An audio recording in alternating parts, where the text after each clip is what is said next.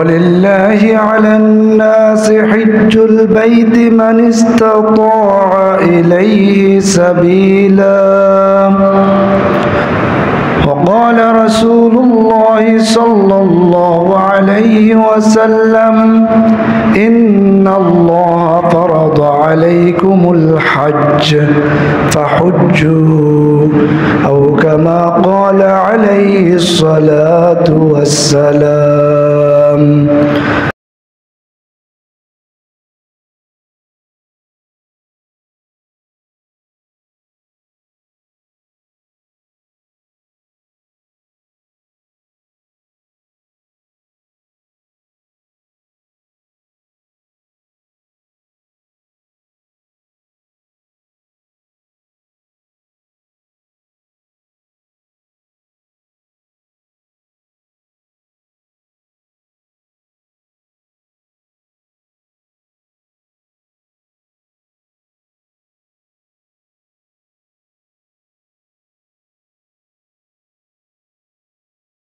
জিলকদ মাসের 17 তারিখ। কোন মাসের? জিলকদ মাসের 17 তারিখ। সামনের মাস আসতেছে জিলহজ মাস।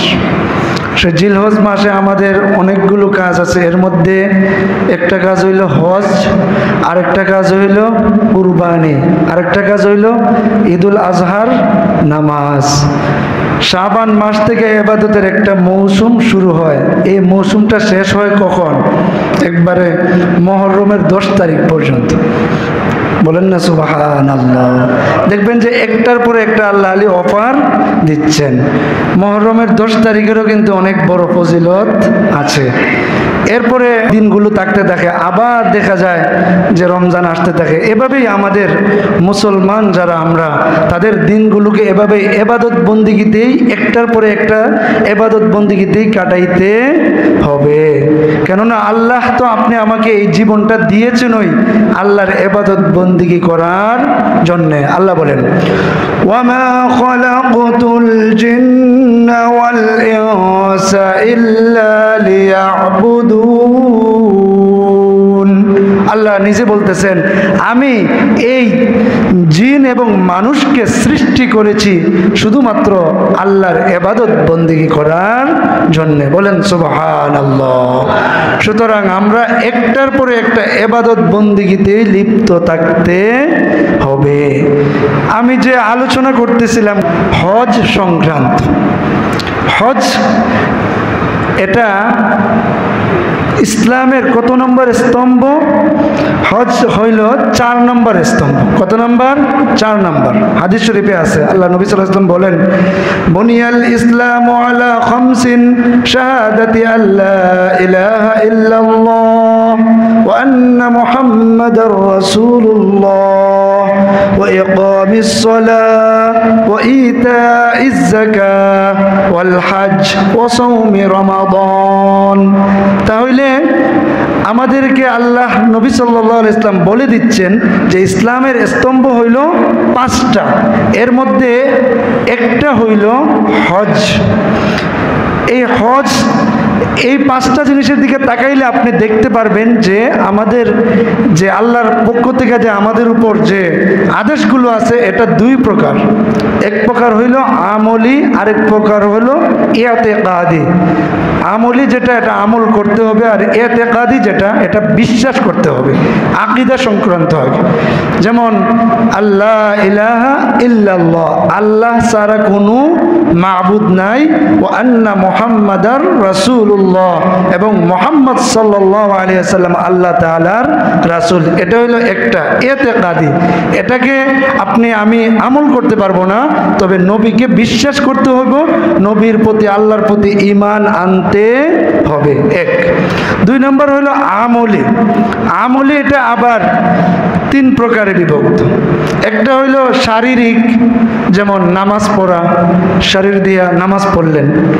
আরেকটা হইল মালি, সম্পদ দ্বারা যে ইবাদত করা, সেটা হইল যাকাত দেওয়া। আরেকটা হইল শরীর এবং সম্পদ উভয়টার সমন্বয়ে সেই ইবাদতের নাম হইল হজ। এই হজটা আপনি আমাকে আল্লাহ তাআলা যে সুস্থ শরীর দিয়েছেন, আল্লাহ আপনাকে যে আমাকে যে সম্পদ দিয়েছেন, সম্পদ এবং সুস্থ শরীরের নিয়ামত স্বরূপ আপনি আমাকে হজ আদায় করতে হবে। হাদিস শরীফে আছে, আল্লাহর নবী সাল্লাল্লাহু আলাইহি ওয়াসাল্লাম বলেন, হাদিসে আল্লাহ তাআলা হাদিসে কুদসিতে বলেন, ইন্না আবদান ইযা সাহহাতু জিসমাহু ووسعت في معيشته تمضي عليه 5 أعوام لا يفد إلي لمحروم। হাদিস শরীফে আছে, এটা হাদিসে কুদসি, মানে নবী সাল্লাল্লাহু আলাইহি ওয়াসাল্লাম বলছেন, ঠিক কথাটা নবীর না, এটা আল্লাহ নিজে বলেছেন। আল্লাহ বলেন, ইন্না আবদান ইযা সাহহাতু, আমি আমার বান্দা তাকে আমি সুস্থতার নিয়ামত দিয়েছি, ওয়াসআতু ফি মাঈশাতিহি, এবং তাকে আমি খাবার দাবার টাকা পয়সা হোটেল দিয়েছি, এত সব আছে। তামদি আলাইহি 5 আওয়াম, তার উপরে এত টাকা পয়সা থাকার পরে শরীরও ভালো, এরপরও তার 5 বছর তার জীবন থেকে চলে গেছে, লা ইয়াফিদু ইলাইয়া, সে আমার বাড়ির দিকে আসে নাই, লা মাহরুমুন, সে মাহরুম। বলেন না নাউযুবিল্লাহ, মানে সে কল্যাণ থেকে কি মাহরুম। অর্থাৎ আপনি আমাকে যদি আল্লাহ সুস্থতার নিয়ামত দেন আর যদি টাকা পয়সাও দেন, যতটুকু হইলে হজ করা যাবে, এরপরেও যদি 5 বছর পর্যন্ত আপনার আমার থেকে চলে যায়, তাহলে আল্লাহ হাদিসে কুদসির মধ্যে আল্লাহ বলতেছেন লা মাহরুমুন, সে তো ক্ষতিগ্রস্ত, সে তো মানে সে সৌভাগ্যবান না, সে ক্ষতিগ্রস্ত। বলেন না নাউযুবিল্লাহ। সুতরাং আমাদের যাদের তৌফিক হয়ে গেছে এবং ক্ষেত আছে, মনে করেন অনেক ক্ষেত আছে আপনার, যেটা খুরাকি না, খুরাকির পরেও আপনার অনেক ক্ষেত আছে, তাইলে আজকে যেটা দেখলাম কিতাবে ফতোয়া আলমগীরিতে আছে যে আপনার উপরেও হজ ফরজ হবে, আপনি ক্ষেত বেচতে হবে। আপনার আছে 20 কানি ক্ষেত, আপনার খুরাকির জন্য গরের খাওয়ানোর জন্য লাগে 5 কানি ক্ষেত, এরপরে যে আর 15 কানি বেশি আছে, তাহলে আপনার উপর আল্লাহর কি আসবে? হজ ফরজ হয়ে যাবে, আপনাকে হজ করতে হবে। তাহলে আমাদের, অথচ বাংলাদেশের হালত কি?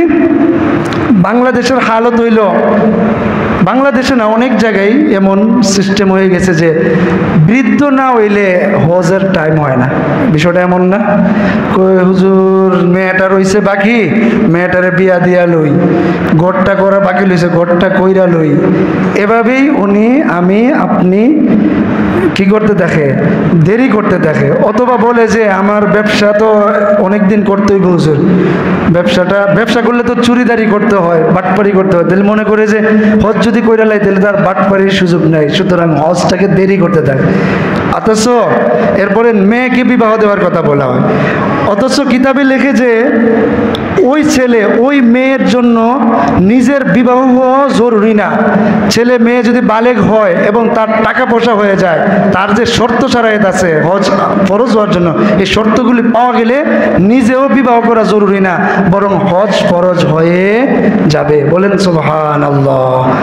নামাজ যেমন আজান দিলে মুয়াজ্জিন হিসেবে যদি আজান দেয়, তাইলে দেখেন যাদের বালেগ আছে তাদের উপর অটোমেটিক্যালি কি হয়ে যায়? নামাজ ফরজ হয়ে যায়।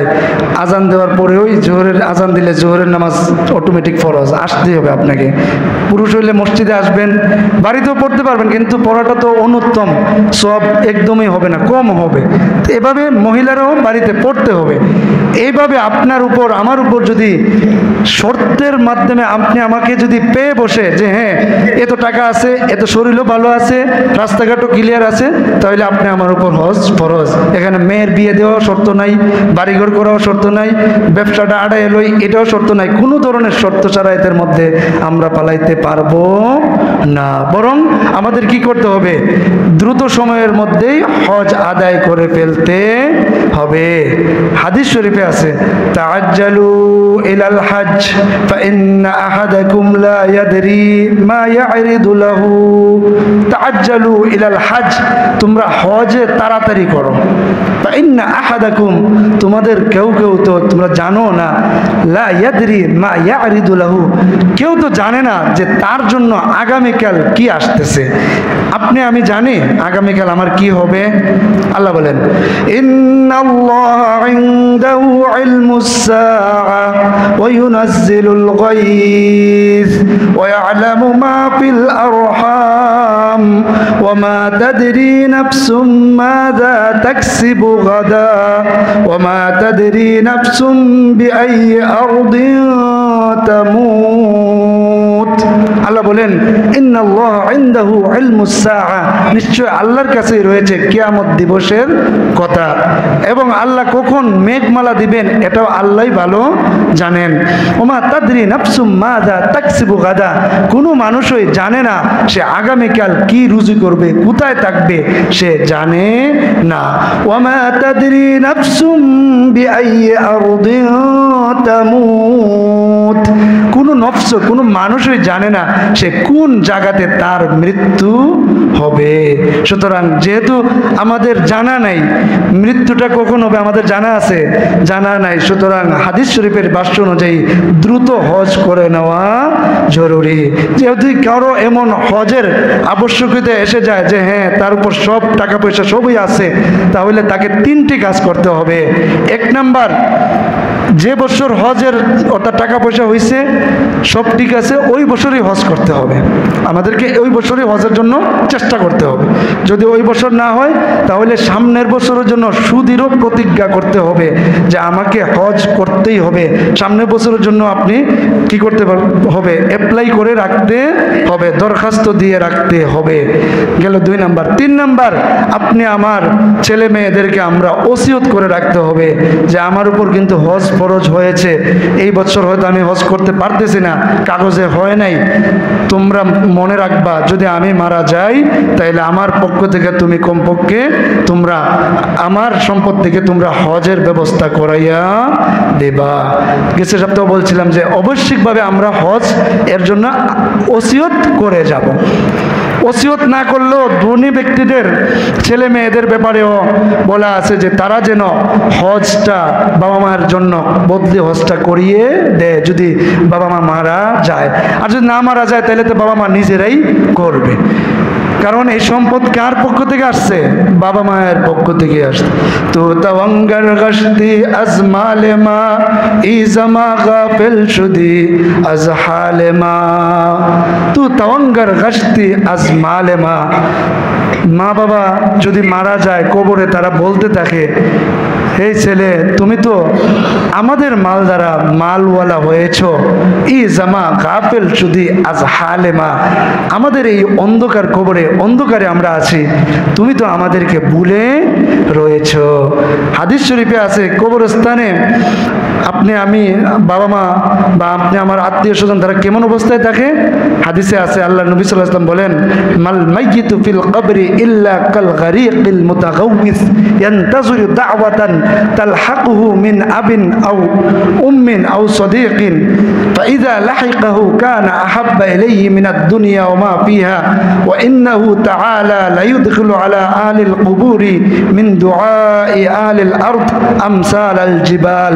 ওয়া ইন্না হাদিয়াতাল আহইয়াই ইলাল আমওয়াত আল ইস্তিগফার লাহুম এটা বড় একটা হাদিস আল্লাহ নবী সাল্লাল্লাহু আলাইহি ওয়াসাল্লাম বলেন মাল মাইয়িতু ফিল কবরি ইল্লা কাল গারিকিল মুতাকাউইস কবরের মধ্যে কোনো একজন মৃত ব্যক্তি তারা কেমন থাকে সে যেন একজন ডুবন্ত ব্যক্তির ন্যায় মনে করেন একজন মানুষ সাঁতার পারে না সে পানিতে পড়লে যেটা করে খালি হাত তাপায় আর কোথায় বাঁচাও বাঁচাও এমনভাবে যেন সে একটা ডুবন্ত ব্যক্তির ন্যায় যেন ডুবে যাচ্ছে সে ইয়ান্তাজুরু অপেক্ষা করতে থাকে দাওয়াতান দুয়ার কার পক্ষ থেকে? মিন আবিন, তার পিতার পক্ষ থেকে, ও উম্মিন, মায়ের পক্ষ থেকে, আও সদীকিন, অথবা তার বন্ধু বান্ধব আত্মীয় স্বজনের পক্ষ থেকে দুয়ার জন্য তারা অপেক্ষা করতে থাকে। ফাইযা লাহিকাহু কানা আহাব্বা ইলাইহি মিনাদ দুনিয়া ওয়া মা ফিহা, আর যখন আপনি আমি ইবাদত বন্দেগী করিয়া দোয়া করি আপনি আমার আত্মীয় স্বজনের জন্য, তখন তাদের কাছে পুরো পৃথিবী থেকেও তাদের কাছে এই দোয়াটা সবচেয়ে উত্তম মনে হয়। বলেন সুবহানাল্লাহ। আল্লাহ তাআলা আপনি আমার দোয়াকে তাদের কাছে কিভাবে পৌঁছান? বড় পাহাড়ের নে বিশাল সওয়াবের অধিকারী বানাইয়া ওই দোয়াটাকে, আমাদের দোয়াকে আল্লাহ তাদের কবরে হাদিয়াটুকু পৌঁছায় দেন। বলেন সুবহানাল্লাহ। ওয়া ইন্না হাদিয়াতাল আহইয়াই ইলাল আমওয়াত, আর মৃত্যু ব্যক্তিদের হাদিয়া হইল, অর্থাৎ জীবিত ব্যক্তিদের পক্ষ থেকে মৃত্যু ব্যক্তিদের কাছে হাদিয়া হইল আল ইস্তিগফার লাহুম, তাদের জন্য ক্ষমা প্রার্থনা করা। বলেন সুবহানাল্লাহ। আমরা কি ক্ষমা প্রার্থনা করি? আমরা তো কবর জিয়ারত করি না, দোয়া করাই না, নিজেরাও দোয়া করি না, মনেই থাকে না। মৃত্যু ব্যক্তির কথা, বাবা মায়ের কথা মনেই থাকে না। উনি ব্যস্ত, উনি ব্যবসায়ী, উনি চাকরিজীবী, উনি প্রকৌশলী, উনি ইঞ্জিনিয়ার, উনি বিজ্ঞানী, সবই ঠিক আছে, কিন্তু বাবা মায়ের কথা মনে নাই, খালি শুধু টাকা গনে। অথচ বাবা মা যে মারা গেল, বাবা মার কবর যে জিয়ারত করা দরকার, কমপক্ষে মাসে হইলেও একবার, সপ্তাহে পারলে সপ্তাহে একবার, সে সপ্তাহে না পারেন কমপক্ষে মাসে একবার এসে মা বাবার কবর জিয়ারত করা, এটাকে আমরা করি? করি না। এমনকি অনেকে আছে বছরেও আসে না। উনি ব্যবসায়ী, ব্যবসার লাগে সময় পাই না, বুঝছেন নি? কেমন স্বার্থপর এই পৃথিবীটা। ব্যবসার জন্য উনি সময় পায় না মা বাবার কবর জিয়ারত করার জন্যে। তাহলে আপনি আমি যখন মারা যাইব তখন কিন্তু অন্যরা আমার আপনার কবরের জবাব দিয়ে দিবে না। সুতরাং যাদের উপর হজ ফরজ, আমরা যেন হাদিসের ভাষ্য অনুযায়ী দ্রুত হজের ব্যবস্থা করি। টাকা পয়সা যদি উদ্ধৃত থাকে, বেশি থাকে, তাহলে ছেলে মেয়েদেরকে দিয়ে যাবেন, তাদের যাতে স্বচ্ছন্দ হইতে পারে। আর যদি এত না থাকে, কোনোভাবেই দেখা যাইতেছে যে না, আপনি নিজে বিপদে পড়বেন, ছেলে মেয়েদেরকে দিয়ে যাইতে গিয়া আপনি বিপদে পাওয়ার দরকার নাই। ছেলে মেয়েদেরকে একটু পড়ালেখা করায় যাইয়েন, তারা নিজেরা খানা নিজেরা যাতে খাইতে পারে, চলতে পারে, বাস এতটুকুই যথেষ্ট। ছেলে মেয়েদেরকে একবারে লক্ষ লক্ষ টাকা, কোটি কোটি টাকার মালিক বানায় যাইতে হইব। ক্ষেত দাদার দিকা, বাপের দিকা, বইনাতের ক্ষেত শুদ্ধ মাইরে আইন না নিজের ছেলে মেয়েদেরকে দেওয়ার কোনো ধরনের মানে হয় না। এটা তো নিজের পায়ে নিজে কুড়াল মারার মতো। আমার বোনের সম্পত্তি আমি আটকাইয়া আমার এই মনে করেন ছেলেদেরকে দিয়ে যাওয়া, এটা হচ্ছে নিজের পায়ে নিজে কুড়াল, আছে না, একবার কুড়ালটা খুব দেওয়ার মতন। কথাটা তিতা একটু, এটাই স্বাভাবিক, এটাই বাস্তব। কেন আপনি অন্যের সম্পদ দখল করে আপনার ছেলে মেয়েদেরকে দিয়ে যাবেন? আগুন এনে দিয়ে যাইবেন কেন? সঠিক পথে যদি হক পন্থায় একখানে 1 শতক জমি দিয়ে দিতে পারেন, ধন্যবাদ। না দিয়া যেতে পারলেও ধন্যবাদ। কোনো কেউই না খায়া মরতো না, আপনার ছেলেও না খায়া মরবে না, এটা সবসময় মনে রাখতে হবে।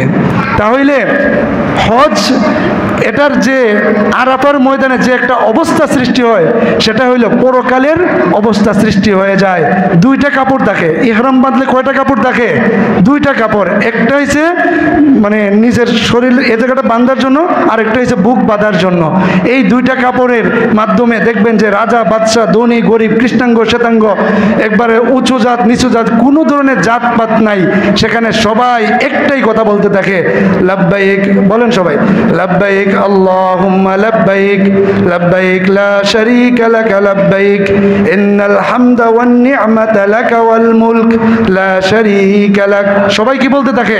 লাব্বাইক আল্লাহুম্মা লাব্বাইক, লাব্বাইক লা শারীকা লাক লাব্বাইক, ইন্নাল হামদা ওয়ান নি'মাতা লাক ওয়াল মুলক লা শারীকা লাক। এটা বলতে থাকে কেন? লাব্বাইক কেন বলতে থাকে? কারণ আল্লাহ তাআলা ইব্রাহিম আলাইহিস সালামকে বলছিলেন যে হে ইব্রাহিম, তুমি ঘোষণা দিয়ে দাও আমার বান্দাদেরকে, তারা যেন হজে চলে আসে, আমার ঘর যেন তারা জিয়ারত করে। তখন ইব্রাহিম আলাইহিস সালাম বলেছিলেন, হে আল্লাহ, আপনার এই ডাক তো আমি দিলে কেউ শুনবে না। তখন আল্লাহ বলেছিলেন, তুমি ডাক দাও, শোনানোর দায়িত্ব আমার। আল্লাহ বলেন, ওয়াযিন ফিন الناس بالحج يأتوك رجالا وعلى كل ضامر يأتين من كل فج عميق আল্লাহ বলেন, হে ইব্রাহিম, তুমি ঘোষণা দিয়ে দাও, মানুষের মধ্যে ঘোষণা দিয়ে দাও, পৌঁছানোর দায়িত্ব আমার। মানুষ কি করবে?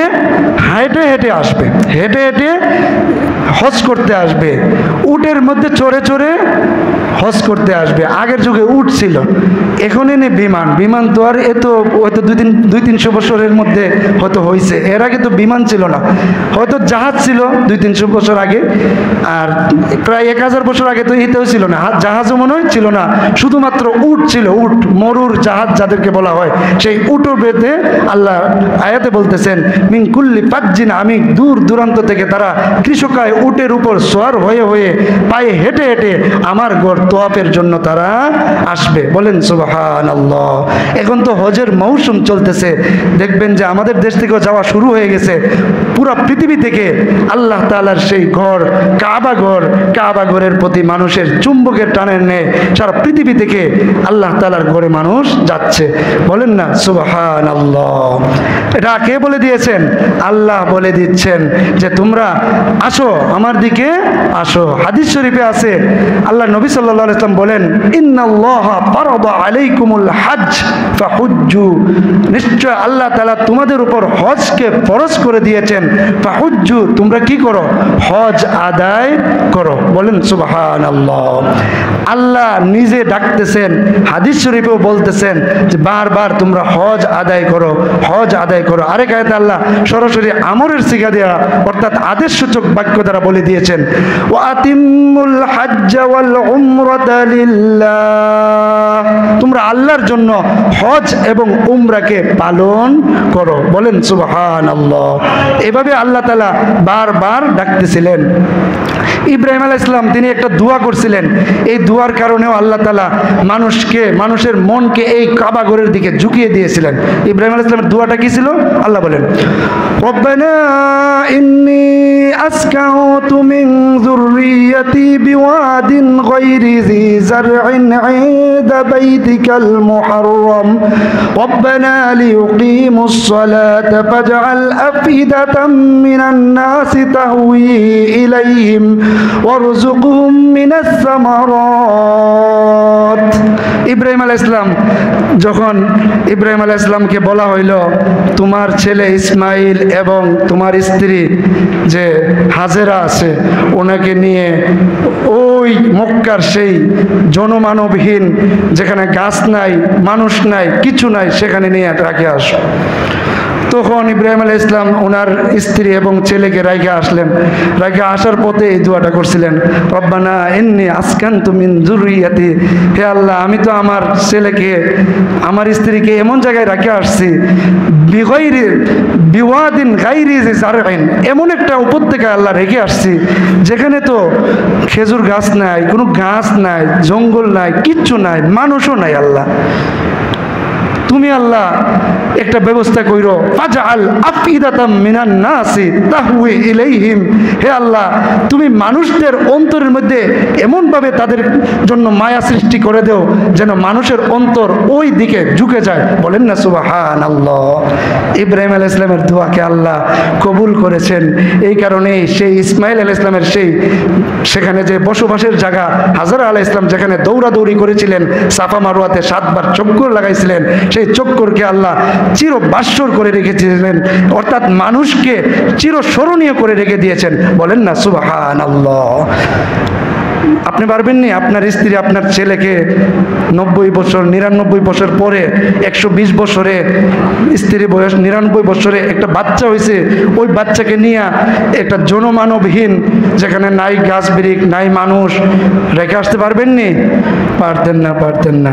আমাদের ইব্রাহিম আলাইহিস সালামকে আল্লাহ তাআলা এভাবে বারবার পরীক্ষা নিয়েছেন, তিনি বারবার ওই পরীক্ষার মধ্যে উত্তীর্ণ হয়েছিলেন। বলেন না সুবহানাল্লাহ।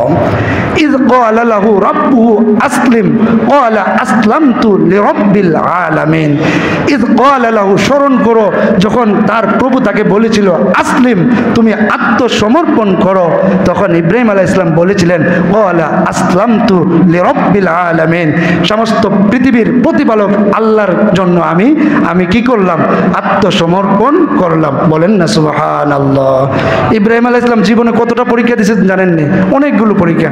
অগ্নিকাণ্ডের মধ্যে পালাইয়া দিয়েছিল, এখান থেকেও আল্লাহ ওনাকে রক্ষা করছেন। ওনার ছেলেকে কইছিল জবাই করতে, এখান থেকেও রক্ষা করছেন। এমনভাবে ওনার স্ত্রীকে রেখে আসছে। এমনভাবে ইব্রাহিম আলাইহিস সালাম প্রতি পদে পদে ওই আবার ছোটো থাকতে তিনি কি করছিলেন? কুটার দিয়া এই মূর্তি ভেঙে ফেলেছিলেন, তখনও আল্লাহ তাআলা ওনাকে বাঁচিয়েছিলেন। বারবার তিনি পরীক্ষা দিয়েছিলেন, ওই আল্লাহ তাআলা পরীক্ষা করেছেন, আর ইনি বারবার পরীক্ষার মধ্যে কি করেছেন? উত্তীর্ণ হয়েছেন। বলেন না সুবহানাল্লাহ। এ কারণে ইব্রাহিম আলাইহিস সালাম আমাদের কি? জাতির পিতা। বলেন, ইব্রাহিম আলাইহিস সালাম আমাদের কি? জাতির পিতা। মিল্লাতা আবিকুম ইব্রাহিম আয়াতের মধ্যে আছে। সুতরাং আমাদের পিতা, আমাদের যে জাতির পিতা, আমাদের যে রুহানি পিতা ইব্রাহিম আলাইহিস সালামকে ওনার কিছু কর্মকাণ্ডকে, ওনার স্ত্রীর কিছু কর্মকাণ্ডকে, ওনার ছেলের কিছু কর্মকাণ্ডকে চিরস্মরণীয় করার জন্য, স্মরণীয় করে রাখার জন্যই আল্লাহ তাআলা এই হজের ব্যবস্থাপনা করে দিয়েছেন। বলেন না সুবহানাল্লাহ। তাহলে হজ কাদের উপর ফরজ হবে? কাদের উপর? এক নাম্বার, যারা সাবালক, নাবালকদের উপর হজ ফরজ হবে না। দুই নাম্বার, মুসলমান।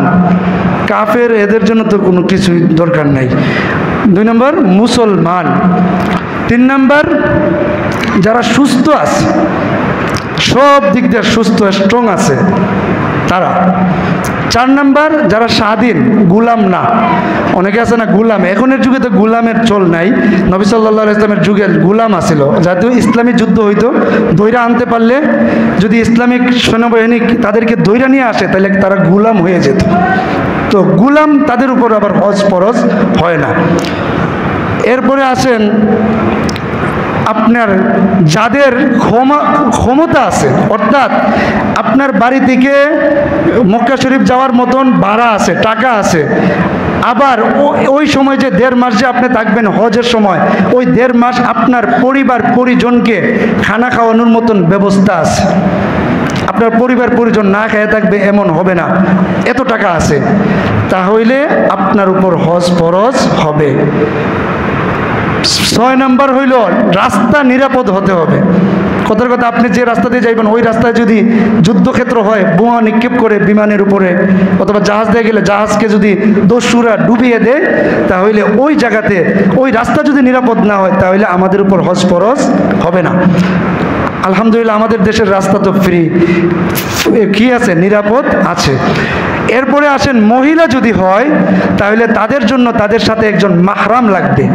তাদের সব আছে, সব ক্যাটাগরি পূরণ হয়েছে, তারপরেও যদি তার সাথে কোনো মাহরাম না থাকে, হয়তো তার ভাই অথবা তার স্বামী অথবা তার আপন চাচা, আপন মামা, অর্থাৎ তার মাহরাম থেকে একজন যদি না থাকে সাথে, তাহলেও তার উপর হজ ফরজ হবে না। এখন আসেন বাংলাদেশের টাকায় কতটুকু হইলে হজ আসে, মানে হজ করতে পারবেন? আমি গেছে সপ্তাহ দেখেছিলাম যে প্রায় 4,25,000 টাকা হইলে সরকারিভাবে, যেটা একবারে সরকারি হজের ক্যাটাগরির সর্বনিম্ন যেটা, এটার দেখলাম যে 4,25,000 টাকা। আর যদি বেসরকারিভাবে হয় তাহলে 5.5 লক্ষ টাকা, এটা হচ্ছে সর্বনিম্নটা। আর সর্বোচ্চ গেলে তো এটার হিসাব নেই, 7 লাখ 7.5 লাখ পর্যন্ত আছে বেসরকারিভাবে। সরকারিভাবে হইলে 5 লাখ 5.5 লাখ টাকা, যেটা একটু ভিআইপি, একটু ভালো হবে। শুধু এই টাকা হইলেই হবে না, বরং আপনার পরিবার পরিজন চলার জন্য যে টাকা পয়সা দরকার 1.5 মাস 2 মাসের, ওই টাকাটাও আপনার থাকতে হবে। যাতে আপনি গেলেন হজে, আপনার ছেলেরা না খাইয়া থাকলো, মেয়েরা না খাইয়া থাকলো, আপনার স্ত্রী মানুষের কাছে হাত পাততে হইল, তাহলে তো আপনার উপর হজ ফরজ হবে না। সুতরাং এটা অনেক রিসার্চ করে আপনারা দেখবেন যে আপনার উপর হজ ফরজ হয় কিনা, আলেম উলামাদের সাথে কথা বলবেন। যদি দেখা যায় আপনার উপর হজ ফরজ হয়, তাহলে দ্রুত গতিতে আপনাকে, অর্থাৎ দরখাস্ত কইরা যত দ্রুত সম্ভব এই বছর পারেন এই বছর হজ করবেন, না হলে সামনের বছর জন্য আবশ্যিকভাবে হজের জন্য প্রস্তুতি গ্রহণ করবেন। নামাজ যেমন আজান দিলে ফরজ হয়ে যায়, যাদের উপর হজের শর্তের ক্যাটাগরিগুলো চলে আসবে তার উপরও হজ ফরজ হবে।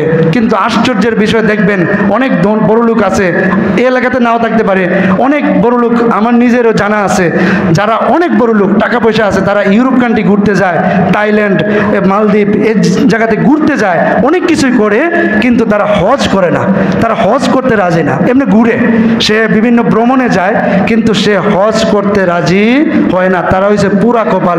তারা কি? পুরা কপাল। এই হজ করতে পারলে আপনার কতগুলো লাভ হবে? এর নাম্বার লাভ হয়েছে আল হাজ্জুল মাবরুরু লাইসা লাহু জাযাউন ইল্লাল জান্নাতা। হজ মাবরুর যদি কারো নসিব হয়ে যায়, তাহলে তার জন্য একমাত্র প্রতিদান হইল জান্নাত। বলেন সুবহানাল্লাহ। তাহলে আমরা সবাই তো জান্নাতে যেতে চাই না? সবাই কি চাই?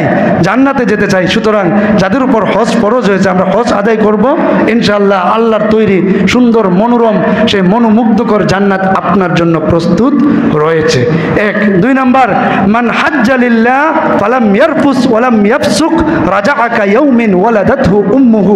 যে ব্যক্তি হজ করলো এবং সে কোনো ধরনের স্ত্রী সহবাস করে নাই, কোনো ধরনের অশ্লীল কাজ এবং ফাসাদ, কোনো ধরনের মারামারি দৌড়াদৌড়ি করে নাই, সুন্দর করে হজটা করে চলে আসছে, রাজাআ কায়াউমিন ওয়ালাদাতহু উম্মুহু, সে তার জীবনে, অর্থাৎ সে বাংলাদেশে ফিরে আসবে, সে যেন তার মার পেট থেকে নতুন ভূমিষ্ঠ হয়েছে। বলেন সুবহানাল্লাহ। আরেক হাদিসে আছে, তাবিউ বাইনাল হাজ্জি ওয়াল উমরাতি ফাইন্নাহুমা ইয়ানফিয়ানি আল ফাকর ওয়াজ যুনুব। তোমরা হজ এবং উমরাকে একসাথে করতে থাকো, যদি করো ফাইন্নাহুমা, এই হজ এবং উমরা তোমার থেকে ফকিরি হালত, যে দরিদ্রতা দূর করে দিবে এবং সমস্ত গুনাহকে আল্লাহ কি করে দিবেন? মাফ করে দিবেন। বলেন সুবহানাল্লাহ। সুতরাং যাদের উপর হজ ফরজ হয়েছে, আমরা কি হজ করতে প্রস্তুত আছিনি? ইনশাআল্লাহ। সবাই হাত তুলে দেখাই ইনশাআল্লাহ। যাদের হজ ফরজ না, হাত তুলি না। আল্লাহ চাইলে তো আপনি আমাকেও কবুল করতে পারেন, তৌফিক দিতে পারেন। আল্লাহ তাআলা আপনি আমাকে সবাইকে যেন হজ্জে মাবরুর নসিব করে দেন। সবাই বলেন আমিন। ওয়া আখিরু দাওয়ানা আনিল হামদুলিল্লাহ।